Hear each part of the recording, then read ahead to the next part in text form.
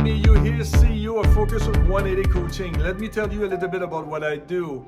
I work with people who are ready to move forward, ready to move from point A to point B. Point B meaning your mission, your vision, your destination, your dreams, your desires, right? And point A is where you are right now. So I help my clients to manifest their goal faster, quicker, and further. How do we do that? Really simply, we clarify your goals.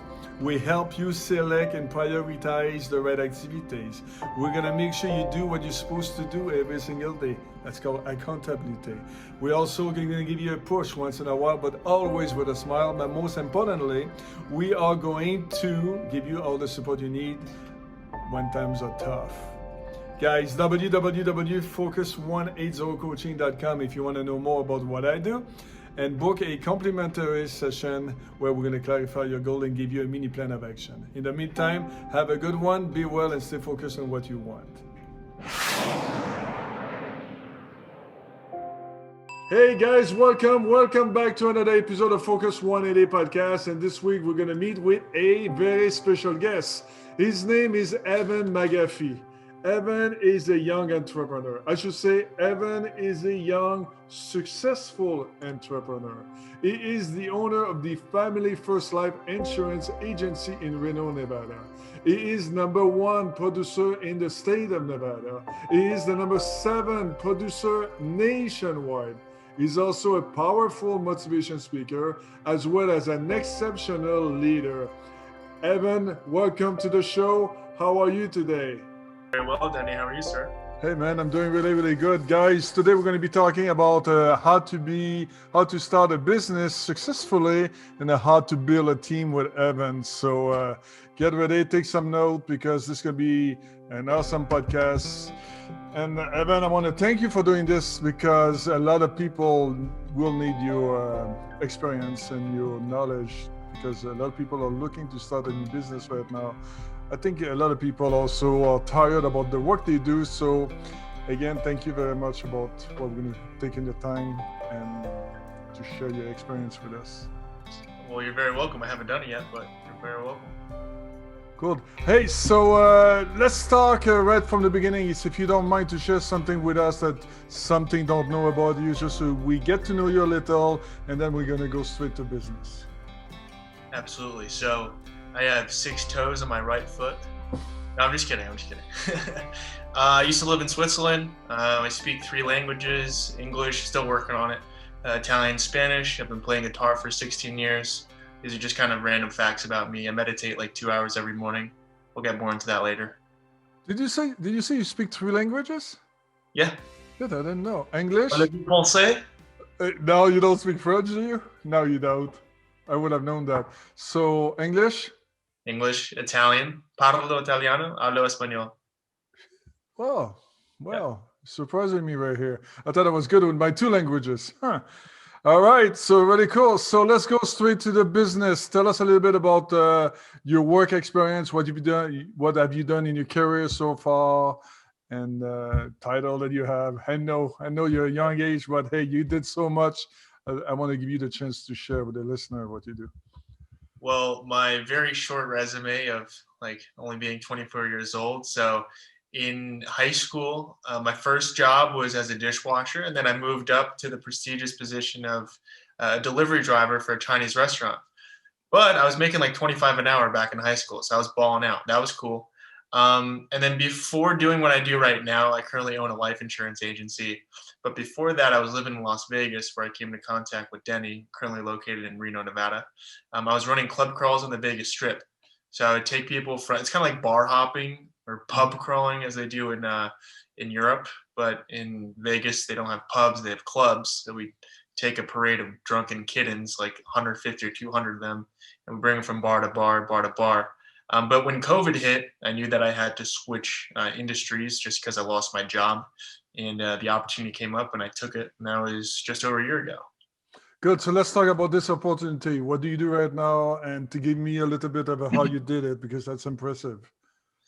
Yeah, so I sell a shit ton of life insurance. And it's not that hard just because everybody's talking about your death and mortality. And all we see on TV is like how many people are dying from this virus today. So we use leads. There's more leads than ever. More people are reaching out for our help and raising their hand, asking for information, advice on life insurance. But I started with a family called Family First Life. Wait, I started with a company called Family First Life. Sorry. And we do primarily final expense and mortgage protection. So final expense is like burial, cremation. We'll cover the basics. Mortgage protection is, hey, you got a new family, a new house. If something happens to you, we can pay off the balance of the loan so that the rest of the family can live there safe and sound. God forbid you, the breadwinner, were to pass. So actually, Denny, I had my first death claim 2 days ago. Really? And it was a woman that I signed up back in December, and they were giving me resistance in the home. And I was like, no, like, you guys need this. I was very assertive, closed the sale. They kept paying. And now he's got $15,000 coming in. Good for you. Good for them too. Right. Good for being perseverant there. Hey, tell me, why do you do what you do? There's a reason. What's your big why? Why do you do this? I mean, I started in this because of the money. One, I needed money, and two, I was chasing money. I started 2020 with some pretty big goals from the help of Denny. So right before 2020, in December of 2019, I was like, I'm going to make more money than I've ever made in my life. I'm going to do $10,000 a month, a couple months in a row in 2020. And I don't know if it was you, Denny, or somebody else. Somebody came to me, they're like, dude, next year isn't 10-10. Next year's 2020, bro. Yeah. And I'm like, oh shit, are you telling me to do 20,000 a month? Yeah. For real? And they're like, yeah. You're like, dude, you got to do it, man. You hit 10, so what? You hit 20, that's awesome. So I was like, shit, okay. And I actually ended up doing that. Good for so you. In my first 365 days of selling life insurance, I paid $321,000, and I brought home pretty much almost that amount in my first year selling anything. I've never been in insurance or sales before. So yeah, that's what I was going to say. That's impressive because no experience in sales at all. I remember. Very good. So tell me a little bit, because we're going to go quick. I know you have to go quick. So describe your day right now. You own your own agency right now. You got people underneath you. So what's your day that looks like? I know Monday different than Friday, but really quickly. Yeah. So I work 7 days a week. Just going to throw it out there. Oh, you do? There's two types of days I have. There are dial days and there are run days. So dial days, the main focus is here in the office, calling up people that requested information about life insurance and booking appointments. So I'm just dialing all day long. 200, 300, 400, 500 calls, whatever it might be. I got to book up enough appointments for the next 2 days. So Monday, I'm dialing all day. I'm working with my assistant. I'm helping agents here in the office. I'm doing Zoom calls like this. And then Tuesday and Wednesday, I'm running 6, 7, 8 appointments each day and closing a bunch of business, helping a bunch of families. Rinse and repeat on a Thursday. And we dial on Thursday for Friday, Saturday. And Sunday, I'll do like a half day. Yeah. Very good. Give me one benefit without the S, one benefit of your type of work and one challenge, really quickly.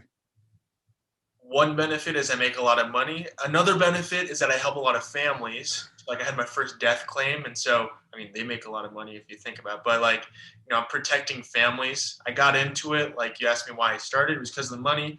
But as I've gone through and had the experience of just protecting families, it's incredibly fulfilling in that regard as well. What was the second half of the question, Denny? Challenge? Oh, big challenge is the up and downs. Oh, and I think that's very true with any salesperson and anybody working off of commission. And think of it this way, any business owner is 100% commission based.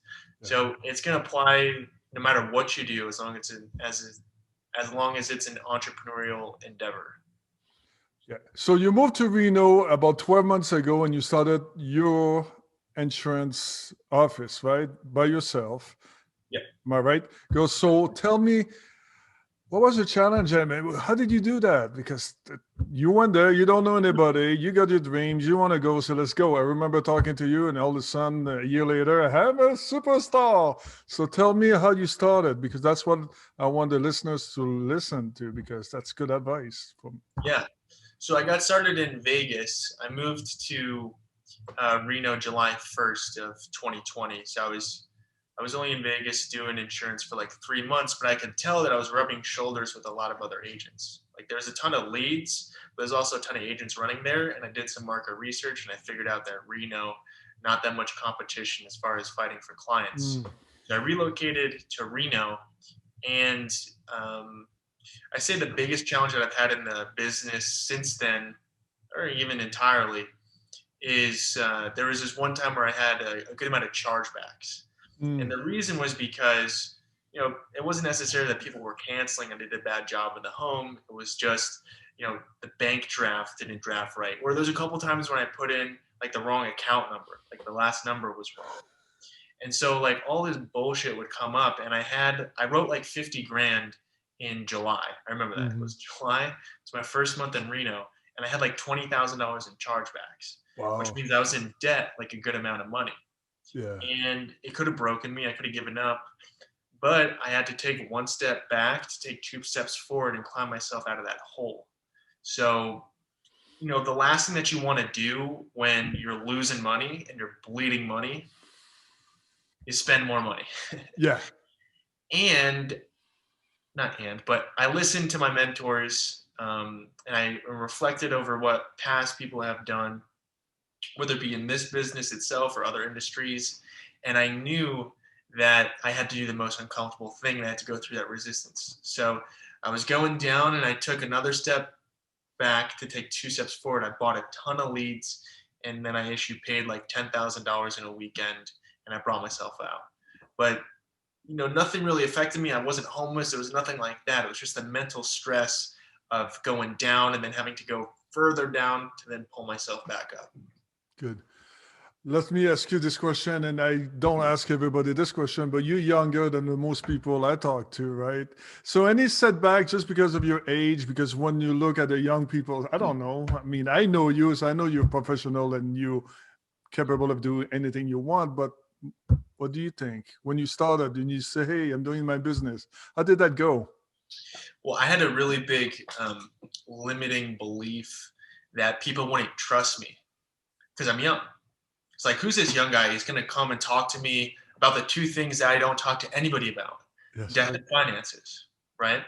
And he hasn't lived his life. He doesn't know what it's like to deal with a lot of death and stuff. And that's the mentality I had. And that was complete BS, because people look at me dead in the eye and tell me about their loved ones, death. I look them back dead in the eye. And we have very intimate and meaningful conversations where the issue of trust isn't brought up because they all trust me. And it was, for lack of a better term, it was a mind fuck when I got started, because I'm like, are you really going to give me your bank account number and your social security number? And I'm going to put in this application on a computer, and I'm going to protect your family with your livelihood and everything like that. So in the beginning, I thought that people wouldn't trust me, and I had some doubts for myself. That was probably the biggest setback, but it's completely BS, and it was all in here until I interrogated reality and made sure that it was or was not true. Hey, talking about limiting belief, or maybe advice, any advice for anyone listening who is thinking about starting a business during the pandemic? So tell me. So this is what I would ask somebody that's thinking about starting a business. Do you want Denny and I to refer to you as a person who's thinking about starting a business? Or do you want us to talk about you as a person that's starting a business? Like, how long are you going to think about the thing? Come on, how long are you going to do it? Give us a time. What are you going to decide? The biggest part in starting a business is starting it. And just going in and starting that thing. And you can think about all these things. Like, I have agents, and myself, I was this way when I got started. Is like, I'm so nervous about dialing the phone, or I'm so nervous about going into the home. It's like, all right, get nervous once you're already talking to the person on the phone. And I remember I had this agent, she's like, I couldn't sleep last night because I was so worried and anxious about going into this home. And I'm like, okay, Mel, don't worry. They may not even be there. And she gets so fucking strung up about going to this house, and they weren't even there. I'm like, you got porched. Why'd you get nervous? Get nervous after you sell the policy. Yeah. Don't get nervous before you do it. So jump in and then get afraid. Don't get afraid before you jump in. Like That's weird. Like, That makes sense. do it in the Really right good order. advice. I love it. Hey, let's talk about team building because you have a team right now, right? So, what did you do to build a team? What do you do to attract the right people? Well, to build a team initially, obviously you got to share the opportunity. You got to reinvest into recruiting, hiring, hire an admin, a W-2 employee, which I did for the first time in my life, which was mind blowing. But then as far as building the team and growing the leaders underneath me, the biggest thing is leading by example. And I tell every single one of my agents and people that I work with, and I'll tell you this, Denny, do not hire a fat personal trainer. Do not hire somebody that isn't doing or has done exactly what you want to accomplish, because they have, I don't want to say no idea, but they don't know how to do it to that level. You never want to walk into a gym and hire a fat person to get you ripped, because they've never done it themselves. They really don't know what it's like. And then as far as the teaching goes, they can't empathize with you. They can't give you firsthand experience. They can't be of that much value. So for me, the biggest thing, the best thing that I can do for my team is produce a ton of insurance and then be of more value to my team, lead by example, and then come from a place of experience where they're eager to listen to because they know that I am exactly where they want to be. So, let me ask you this question. You're interviewing people, and it's a tough question to answer. How do you know if that person right now you're talking to is a good fit for your team? Because sometimes, I know sometimes it's obvious, I'm not going to work with you, but sometimes it's 50-50. How do you decide? So like my philosophy on recruiting is you want to have a really wide funnel and then a very fine comb. Now that takes a lot of work, because if you have a small funnel, that's really easy because you can handle it by yourself. But if you widen it, you're going to need a recruiter and an admin. Like I have 2 staff that help me with recruiting and admin and just a lot of back office stuff that I don't have the time to deal with. But it takes a lot of work, but you got to have a very wide funnel and then give them tasks, give them challenges, give them to-dos. And those are basically like the brings in a comb. So, and as far as, meeting people where they're at, it's very, there's a lot of clarity that comes from a place of abundance, because if I'm looking at you and you want to hop on board, I don't need you. Like I produce so much insurance and I have a team that's roaring. I don't need you to join. If you join, that's cool. It's more about you than it is for me. I just want to work with you and meet you where you're at. But if you're not going to even work, that's totally fine. I don't care. I'm still getting paid. I still make a bunch of money. So it's totally fine. And I think a lot of people that are hiring a sales team need people. I see. And you're afraid to challenge new recruits if you need them, because you're afraid that they'll drop off if you challenge them too much. But if you come from a place of abundance, you put in the work, the time, the effort yourself, and you invest in your own business, when somebody's coming on and they feel that you don't even need them, they're actually more attracted and they'll put in even more work to satisfy you. Yes, makes sense to me. In your opinion, can you name 3 characteristics to be successful in the type of business you do? Integrity, grit, and why. The why. I like the why, but I'd like to know why you put the why. Why do you say this? So why, you need to have a strong understanding. One, you need to have a strong why, and then 2, you have to have a strong understanding of that why. And what it allows me to do is when I have a win and my head gets in the clouds, it keeps me level. If I have a low, that keeps me level. Because let's say I go out in the field and I don't sell anything, well, I could be discouraged. But if I have a strong why am I doing this? Whether it be friends, family, purpose, women, whatever it might be, I understand and I can pull myself out of that because I have a clear vision of my why. If I have an amazing day and I go sell 10 grand in a day, I'm like, oh, I could take tomorrow off the next day. No. Why are you doing this, dude? Yeah. Don't count your chickens before they hatch. Keep going, do another 10 grand the next day, then another 10 grand. Don't worry about doing 10 grand one day. So it keeps my head out of the clouds and keeps me out in the valleys. Kind of cool. Yes, no. I would ask you this question. See, nobody's perfect, right? We understand that. I know I don't know if you want to share, only if you want to share, of course. Is there anything that you did in the past year that you would say to anybody who start a business, please don't do that. You're going to lose money, time, energy? Yeah. Go all in. Go all in. Yeah. Yeah, I didn't go all in the beginning. And it's not even just go all in. Go all in the beginning. If you believe in yourself and you've been through some adversity in the past, you can do it again. It's going to happen. It wasn't the last time. It wasn't the first time. It's not going to be the last time. Go all in the beginning. Because if you think of it like Einstein's, like, okay, like the magic thing about compounding, get that compounding thing starting ASAP and give all you got in the beginning. Because if you don't give everything you got, especially in the beginning, there's going to be a small what if that's on the table. And then you're looking at the business 3-4 months down the road. You're looking at it 3 or 5 years down the road, and you look back, that what if is sitting there staring at you in the face. Eliminate that thing by giving all you got in the beginning. Dive in head first, and there's no regrets when you dive in head first. I love what you say, my friend. I really like what you say. I'm sorry, I cut you off. I was just saying I love what you say, but you want to repeat what you just said? No, and the reason that I say that is just because I didn't dive in head first in the beginning. So going back to your question. Yeah. But you're 100% now. I can tell. Right?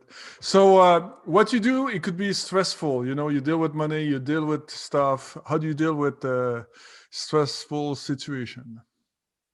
How do you think I deal with a stressful situation?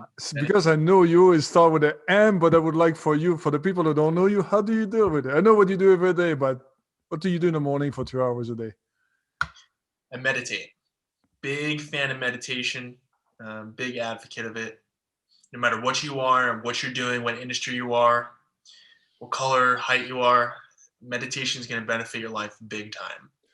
And Denny, what's the best way to overcome an objection? Is to prevent it from happening in the first place. Absolutely. So you have these stressful situations where XYZ happened. What's the best way to overcome it? Well, prevent it from happening. Now, we can't necessarily prevent the activity from happening that causes you stress, but we can prevent the stress from coming up and appearing in your mind. Because stress only exists. There's no stress that exists over here. It's all in here. So if you can develop a very, what I like to call comfy or soothing, peaceful headspace, stressful situations that have tension or conflict involved in them will not resonate as deeply with you if you meditate and you prime your mind in the beginning of the day. So I highly recommend meditation. Do it 5, 10, 15 minutes in the morning, whatever you can handle, and you'll expand it like a rubber band. You'll get better and better. I've been meditating every single day for the past 7 years. I do it for about an hour and a half in the morning, and 20 to 25 minutes before bed at night. I have rock solid sleep. It's like I'm freaking dead. And when I wake up in the morning and I do a proper meditation, stuff still comes up, but I might get like scattered here or jittered here. But there's no more freaking out. There's no more, oh my God, like this isn't going to work out. None of that. You have a nice, steady, even flow throughout the day. And that's what allows me to, maintain clarity and focus and, deal with stressful situations. I like it. I like it a lot, actually. So let's talk about motivation. What motivates you other than money? Women. Okay. Well, you're 24. Yeah. Good. What else? I'm thinking about like, what's your goal? What's your motivation? When do you see yourself 5, 7, 10 years from now?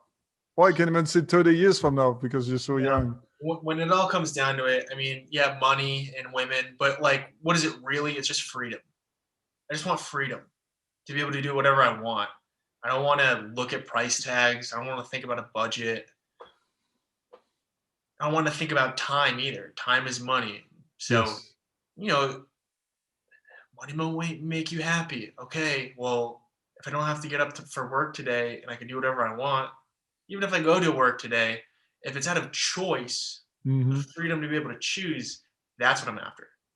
You know that my goal is to be retired by age 30. All that really means is I want complete freedom, financial freedom over my life by age 30.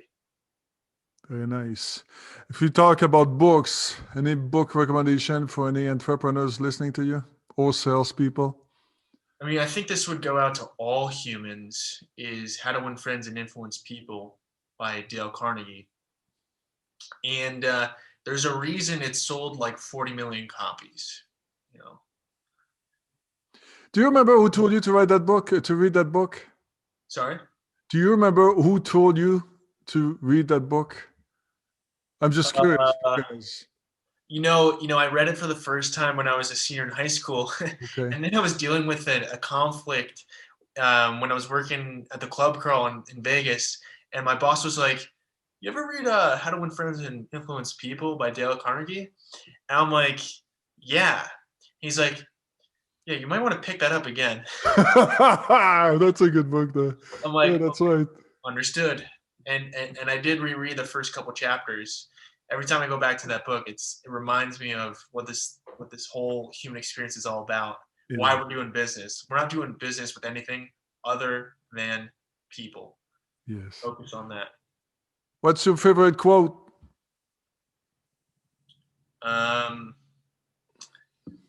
Couple. One that was really resonating with me today is you miss 100% of the shots that you don't take. Wayne Gretzky. Yes, sir. Hockey player. That's why I know. Oh, yeah, true. That's right. Right. Yeah. And do you have another one, you say? You have one or you have two? Yeah. A smooth sea never made a skilled sailor. I'm glad you say that. Imagine me trying to say that. There's a lot of S there. A smooth sea, whatever. Hey, here's your time to promote yourselves. So tell us, how do we contact you and why we should do business with you? And more importantly, I think you should tell the people, if they look for work, why they should contact you and work for you. So if you want some life insurance, you can hit me up. If you don't, then totally fine. That's not really what I'm about. But more importantly, for those of you out there who are entrepreneurs or thinking about becoming an entrepreneur, well, now might be a good time. You could sell life insurance during a pandemic. I mean, you realize what I just said? Yeah. I've never done any sales or insurance before. I did $321,000 in the past 12 months. So if you have any inclination of being your own boss, controlling your own schedule, your own destiny, and having zero ceiling on your head as far as what money you can make, and you want to protect some families in the meantime, hit me up, Evan, 775-440-9397, Evan at, I just said my name wrong, oh my God. FFLmeditate.com is my email, and we can look at getting you an insurance license. If you already have one, then you're probably familiar with the business, and we just add some zeros to your bank account. Yeah. And before you go, just 3 benefits. Why should I hit you up? And let's say I'm looking for work right now. Give me 3 really quickly advantage to work for you instead of, or your company instead of the others.